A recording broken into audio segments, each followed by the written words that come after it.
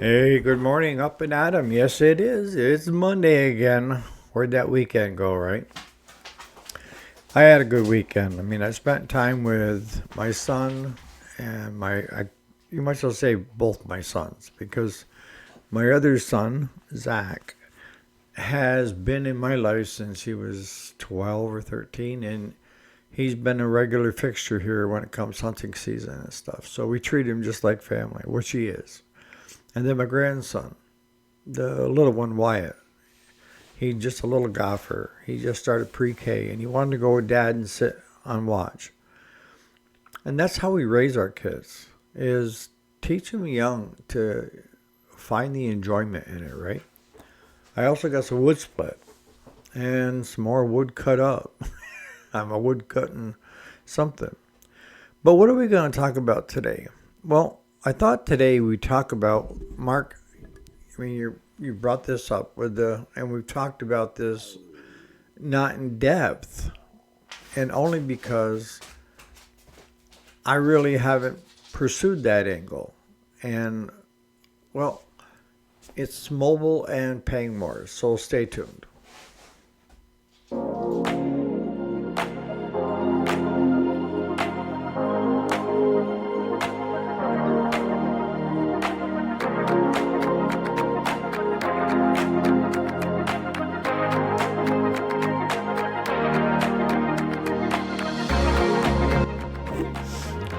Alrighty, welcome back to the channel. My name is Eric, if you didn't already know it. And yes, this is the weekday, Monday through Friday. Today is Monday, November 3rd of 2025.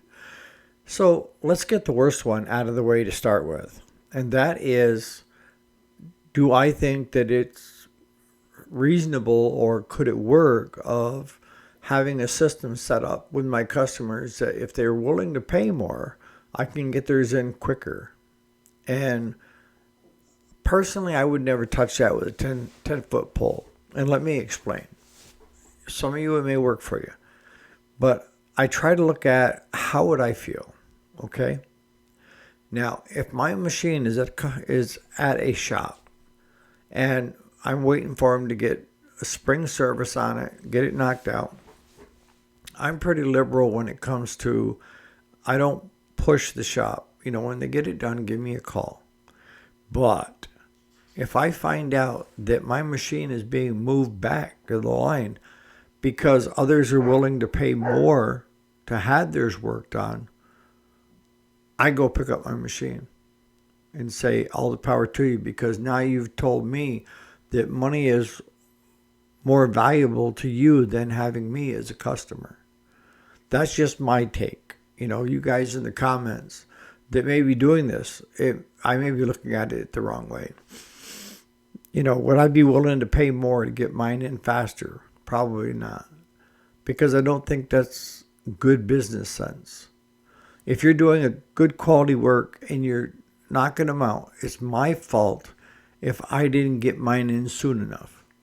But don't make it not my fault by having someone pay more and knock me back in line, even though I was early in the process, if that makes any understanding. But anybody has been doing this, maybe, please post in the comments, because I'm curious to hear, is it working for you? I mean, I guess the biggest thing I would say is you need to have a lot of customers, because it's going to turn off the average Eric, okay? That's all I can say on that one. Mobile service. We've got guys here on this channel that are doing exactly that and seem to be doing a really good job. Is it viable? It's something that you have to do your research on. The biggest thing that I see, that we do road calls, okay? And that's basically getting the person going up and going again. And I would say 8 times out of 10, we end up coming back to the shop for a tool or what have you that we needed that we didn't have in the trucks, or that we needed to order parts for. So that means we have to go back for a second visit to install those parts. What I do for road calls is we have a standard show up service, and that's $50. I don't care if I'm there 5 minutes or there an hour. My standard show up is $50. You're going to pay me whether it's just a simple bolt that needs to be put back in. You're still going to owe me 50. And why is 50? Most places charge a whole heck of a lot more than that. Most road services that I know of, they start the clock the minute they leave their shop until the minute they get back. And that's what you're going to get billed for. So if you're half an hour away, they're billing you an hour over and back right off the bat. Some charge mileage. And then there's a fee for so much an hour while the person is there doing the work on the equipment. And if they have to go back to the shop and go back to the place that they're at to work on things, that starts to add up in a hurry. And the way I've tried to do away and get away from that is I offer a cheaper pickup and drop off service than the road call. And why do I do that? Because I'd rather go get it, load it on my trailer, bring it back here to the shop, and then have everything at our disposal. And if there's parts that I need, I just go ahead and I order the parts, and we wait on the parts and put it back together and then get it loaded back on the trailer and take it back to our customer. Even when it comes to a basic service on, a lawnmower, I'd rather do it here at the shop. It's so much easier. Everything is here. We've got it down to a science for us. And, yes, you can carry oil. Yes, you can carry spark plugs, a couple different variations, oil filters, 3 of the main ones. Yes, you can have all that stuff on your truck. The only time I see a road service as being a viable income stream is that you don't have a shop to have. You're not paying on a lease, a mortgage, or something like that to have a shop. You could do it out of your garage. Just have the basics of inventory. But you're still going to run into that situation of if you get out there on a John Deere zero turn, get a service done on it, and you're getting ready to write up the bill, and you're doing your checks from front to back, and you realize that the deck belt is in rough shape. Do one of two things. You can either not say anything and just collect your money and hope that the belt makes it through the summer, or you have to bring it up to your customer and say, look, it's going to need a deck belt. And I can order one, but it's going to take probably a week to get it in. And then I'll have to come back out and put that deck belt on. You have to charge another service call. The amount of fuel in your truck, trailer, all your stuff that you've got costs money. And the key is, with the road service, and you guys respond in the comments because you guys that are doing it know a heck of a lot more than I do. But I would want it so that I was hitting a number of them in one area, okay? So that I'm not running here 8 miles and then going cross country another 16 to my next one. I'd like to have them all within that vicinity for that day so I can knock out 6 or 8 of them in this area.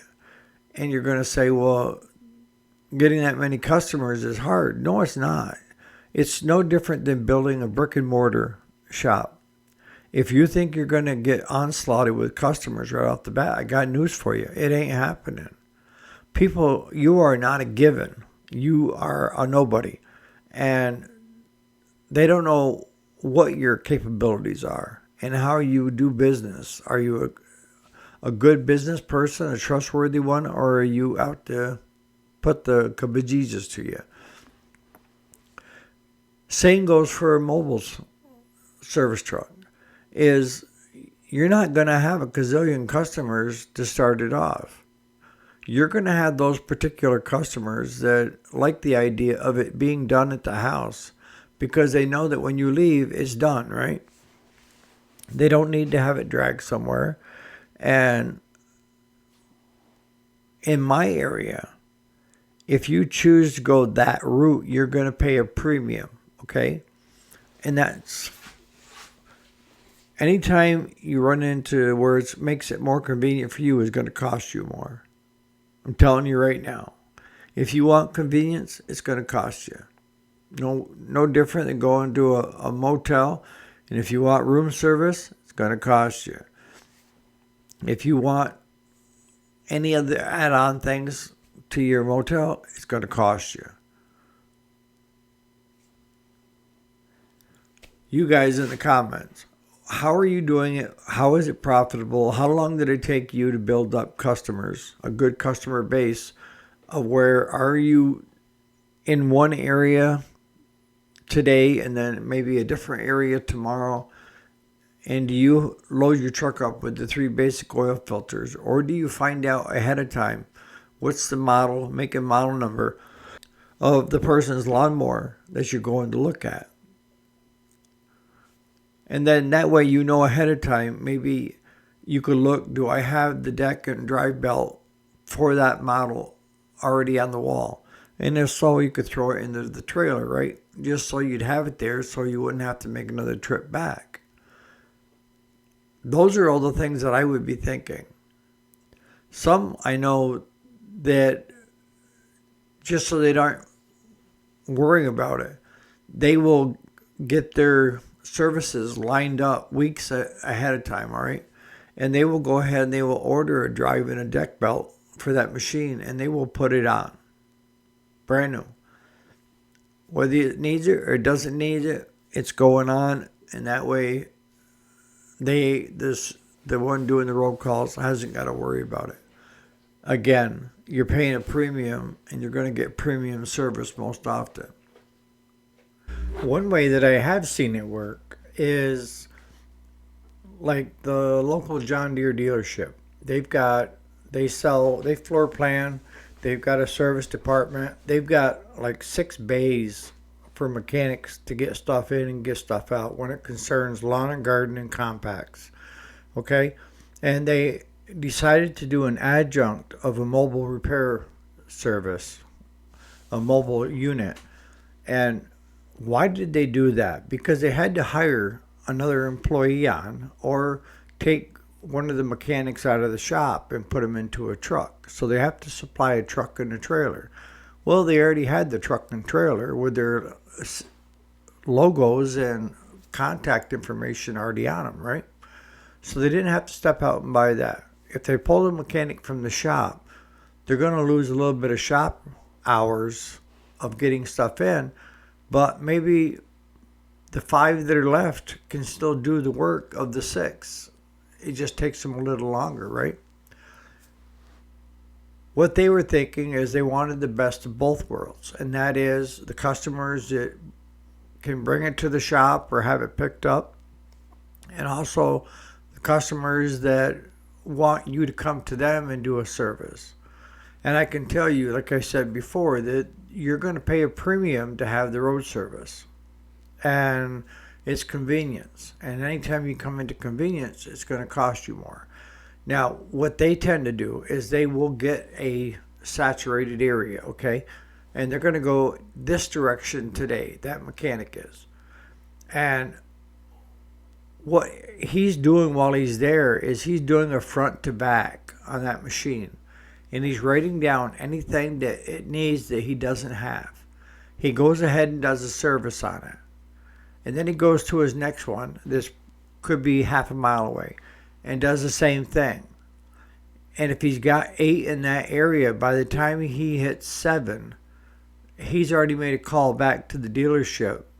And good chances are they had that in inventory, the parts that he needs, or most of them. And they will send a runner. And I've even seen co-owners run the parts out to the mobile guy so that he can finish up and bill those guys accordingly. And again, you're going to pay for a premium service, because you're having convenience. But that way, that mechanic isn't leaving that area and having to come all the way back. That truck is already there.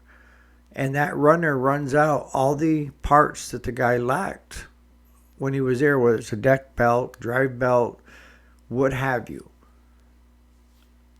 And they go ahead and he just goes back and puts it onto those other pieces of equipment that he's already been to and then writes up the bill.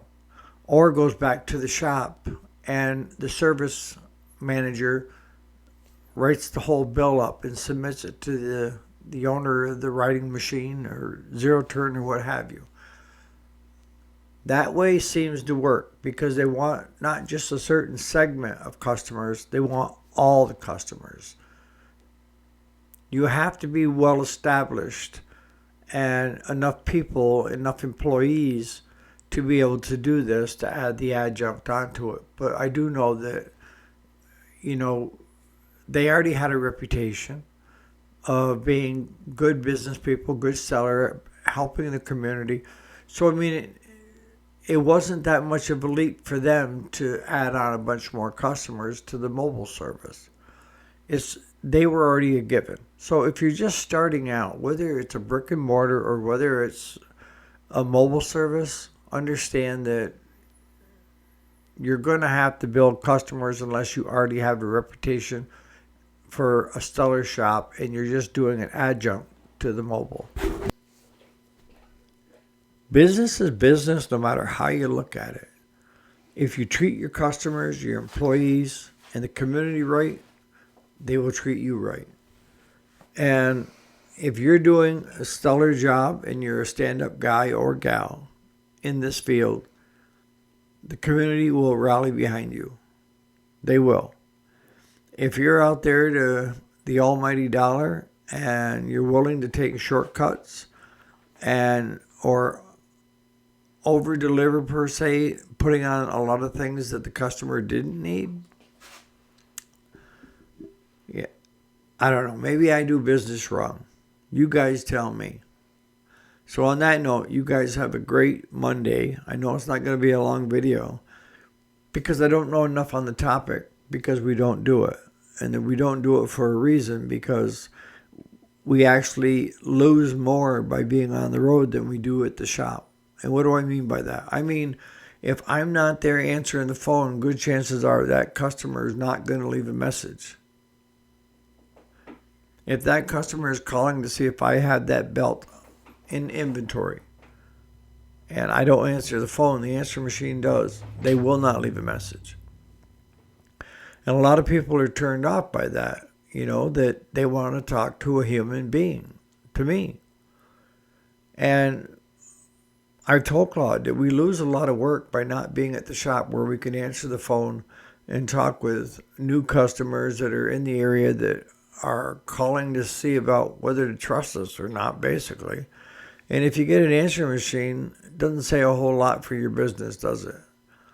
But it is what it is. You just do the best you can. You guys enjoy your Monday.